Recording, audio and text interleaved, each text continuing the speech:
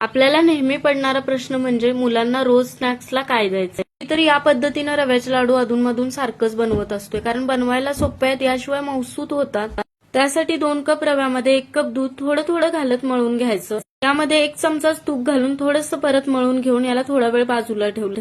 रव्याच्या क्वालिटीनुसार थोडंसं दुधाचं प्रमाण कमी जास्त लागू शकतं. इथं पळपोट लाटण्याला मी थोडंसं तुपाचा हात लावून घेतला आणि याच्या चपात्या बनवायच्या. चपात्या बनवताना अशा प्रकारे कडेने क्रॅक गेल्या तरी सुद्धा चालतील. किंचितशा जाडसर चपात्या लाटून दोन्ही साईडनं तूप लावून भाजून घ्यायच्या. त्या चपात्या जास्त वेळ सुद्धा भाजत बसू नका. हलके डाग आले की लगेच बाहेर काढा आणि तुपावरतीच भाजून घ्या. आता थोड्याशा तुपावरती आवडीनुसार ड्रायफ्रूट घालून 2 मिनिटं भाजून घ्या. एवढ्यात आपल्या चपात्या सुद्धा थोड्याशा कोमट झाल्या, जास्तही थंड करत बसायचं नाही. चपातीचे तुकडे मिक्सरच्या भांड्यात घातल्याने अशा प्रकारे जाडसर वाटून घेतलं. वाटताना फक्त अशा प्रकारे जाडसर ठेवा, म्हणजे लाडू खाताना छान लागतात. आता यामध्ये मगाशी तळून घेतलेले ड्रायफ्रुट्स, त्यानंतर 1 कप पिठी साखर, वेलची पावडर आणि 1 वाटी डेसिकेटेड कोकोनट घातलं. आता हे आपल्याला हाताने सगळं व्यवस्थित मिक्स करून घ्यायचं आहे.